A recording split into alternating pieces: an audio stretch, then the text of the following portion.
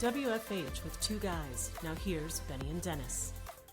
And so I think this is becoming the ritual. It's tradition for us right now that we talk about KPIs in the new year.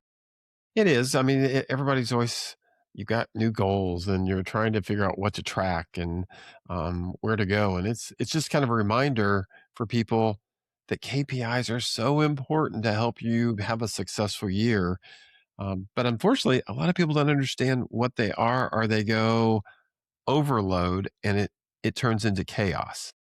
So for those of you who don't know, this is one of Dennis's expertise. Now, this isn't just a topic that we like to go into. When I met Dennis, this was a big part of his world, and it's continued when he started his business over a decade ago. And so I always look to Dennis as being the expert. And so rather than having to bring on a KPI expert, Dennis is the KPI expert. And so I wanted to make sure that we delved into this, but I'm going to ask Dennis a series of questions because I think for all of you who maybe have heard the term and maybe understand that it's important, I really want to kind of drill down into this a little bit because Dennis is the man to kind of give us some of the expertise. So we'll grill him a little bit today and kind of get the bottom line on this.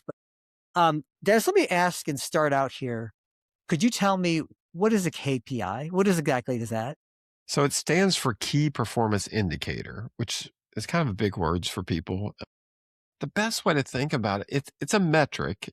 Metrics and KPIs are not the same thing. You can have lots of metrics. The KPIs it's things that you want to track specifically to help you reach an objective for your business. And so you're looking at, I always tell people, think of your dashboard on your car. Those are key performance indicators. There's thousands of things going on, but look at the size of them. The gas gauge is probably one of the most important ones because if you don't have fuel, if you're driving an electric car, it's the gauge of do you have power or not, either gas or electric. It's the speedometer so that the police don't pull you over.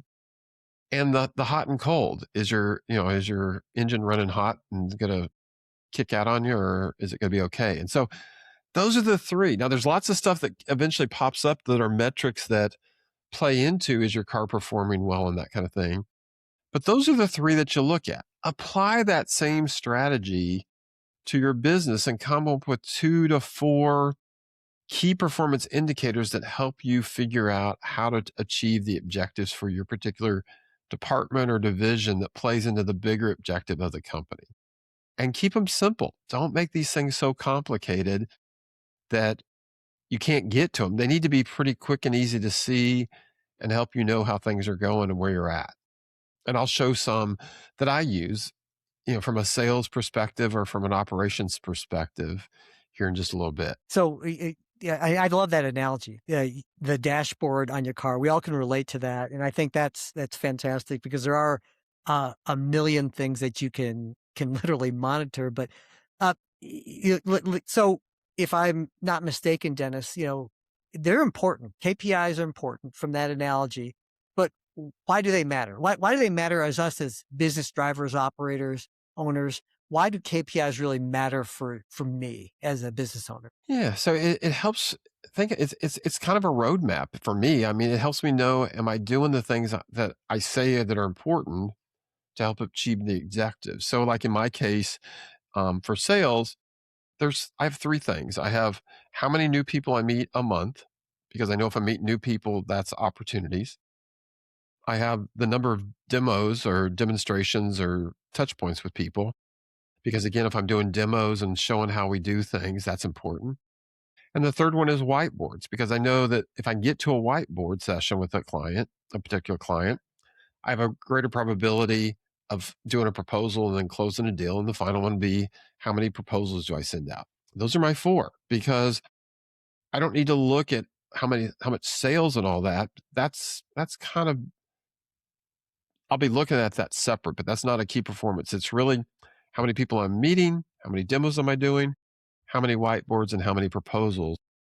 And you have targets. So I know for the demos, for the initial touches, I'm trying to have, 8 to 10 of those a month. Demos might be, 4, whiteboards might be 2, and I might be only 1 to 2 proposals a month. And so it's that funnel from a sales perspective. You can flip this to operations, to accounting, or whatever it is that you're trying to do metrics wise that have, you may have lots of other things you're measuring. Those are the 4 that I'm really, really looking at. It's interesting to me because you just threw off a few that I think are, if I think about a business, I think about some of my clients and even myself, obviously, those are some important numbers that I'm interested in under learning. But it seems to me that we could potentially have dozens, Dennis. There are lots of different KPIs, and we could kind of overwhelm. Is that the right way to go? Should I Yeah. have a dozen or two, or what does that look like? Yeah. So go back to the car and think about, that dashboard. And so those are I recommend people 2 to 4. You get more than that, it becomes chaos. I've seen people have 30 or 40. One, it's a lot of effort. Two, it's a lot of busy noise that you get, again, you get distracted. So keep things very focused on, 2 to 4 that really means something to you. And then once you get those and make it so that it's not extra work. So like the 4 that I'm talking about, I'm doing my CRM, and as I'm doing that, it's based off of statuses. And so I'm not having to do this extra work. It's just automatically happening, and I can see it as it's progressing throughout the month, and I know where I'm at without having to go, pull a bunch of data. Is there a secret to being able to figure out the right KPIs, Dennis? Is it kind of a trial and error thing? Is it something maybe that I should be researching on? Again, or is this am I overthinking? No, I mean, I think, especially if you're not sure where to go to Chat GPT and put in, hey, here's my business and what I do. What are some things that I might want to have metrics on? And then what are things that of those metrics should be KPIs that I ought to consider? That's a good place to start and use an AI, or talk to other people in like industries and find out what they're doing. I'm a resource, happy to talk to you and help you think through, where is it at? What kind of tools do you already have in place to measure this stuff? And how do you bring it together? And again, it always should tie back to your objectives of your organization. Of what are you trying to accomplish?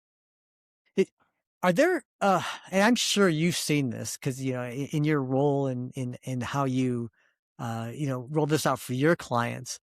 What are some of the mistakes that you're seeing your clients do, or some of the things that, maybe some areas we can avoid when we're trying to establish KPIs? Yeah. So I mean, I think the big ones are one, they try to track everything.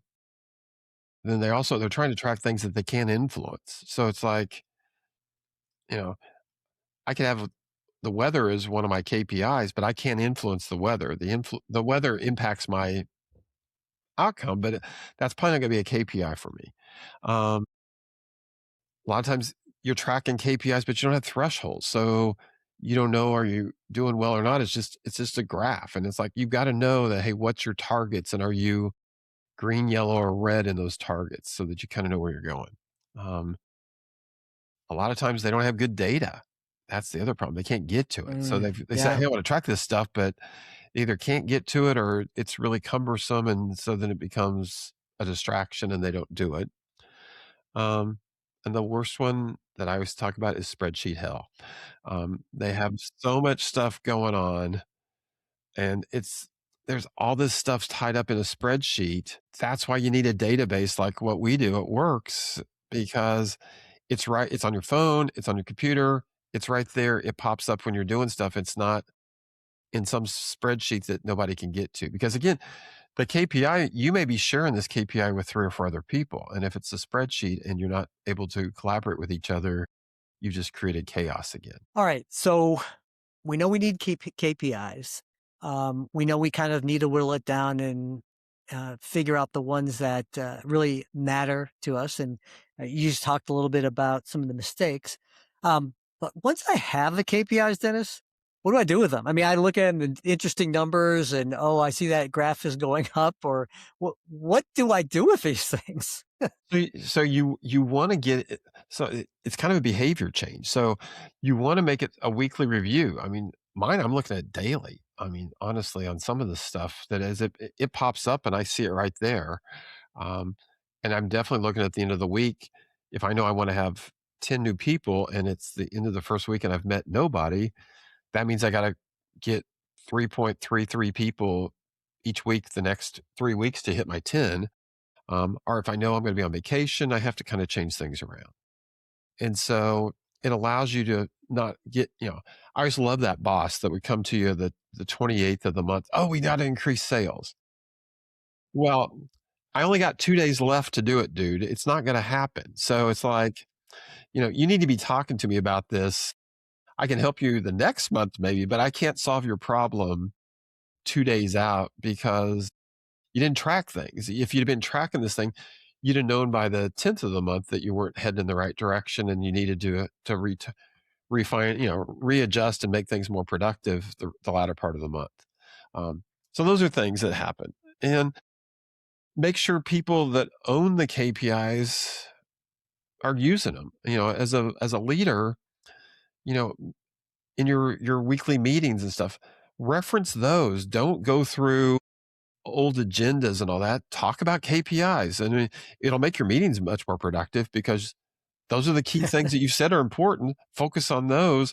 And then the things that people are struggling with, that's a one-on-one type of thing. So your weekly meetings that were an hour or 2 hours long can now maybe be 15 minutes to 20 minutes because you're just hitting the KPIs and are things performing, free people up to be more productive, and then focus on those areas where people are struggling. Anything to make a meeting shorter. That's fantastic. Yeah, the other one is stand up in a meeting. That always makes meetings go a lot faster. Okay. Couple more questions for you here, Dennis. Are there any tools or any suggestions that you can give to some of the listeners here in terms of what they should be either using or anything to kind of make that an easier process for them? Yeah, I mean, there's all kinds of apps out there and things. I'll show some in here. I'll share one of mine here if I can find the share button. So, I mean, here's one where, this is from a project's perspective. And so I'm quickly looking to see, where things are at for, actual versus targets and that kind of thing. Or I can see projections here. This one gets a little more detailed into evidently things that we're tracking or seeing. It just helps you kind of see what's going on there. Let me take you to another one here real quick. Yeah, I noticed there's only 4 there, so There's that's only that's four monthly progress of what I was talking about. I can see, initial outreaches. October, we were on a cruise for the whole month, so didn't hit anything. But I can see, December, it's the how things would looked and where they were at, and chugging along. How many demos we did, how many whiteboards, and then seats. And so all this, even though it's not financially driven, tells me that I'm probably having a pretty successful year. And then other metrics that you may reference, this is not KPIs, this is the metrics, this is the accounting stuff. This is where people get confused. This is stuff coming out of QuickBooks. So this is not a KPI. This is your metrics to see how did I do income wise? What's my average revenue per seats, my income to cost of goods sold, my income to expenses. Those are metrics to see where I'm at, but my KPIs are really back here because this drives the objectives and the results that then show up in your accounting piece. And so many people that I encounter, their KPIs they use are coming out of their accounting system. The accounting system is like the scale. I always tell people, if you're trying to lose weight, you step on a scale, that's an accounting system. It's after the fact. Think of your KPIs. It's that coach that's talking to you about exercising properly, that's talking to you about eating properly. And so those KPIs would be, did I walk 2 miles today and did I eat, less calories, or, how many less candy bars did I consume today than I did a week ago? Those analogies make it super easy to understand it. And then so that way, then when you step on the scale, if I know that I exercise properly and I ate healthy for the week, I'm probably going to be down a pound or two, and the scale will tell me. The accounting is the same way. And so don't get hooked into where everyone thinks accounting is the KPIs. The accounting piece is a metric, and the KPIs are your objectives or your operational type of things that are happening beforehand. And one of my employees 40 years ago came up with that analogy, and I think that's the best way to understand it as you think through all this. Let me ask one last question, because I know that this is a topic that people were curious about.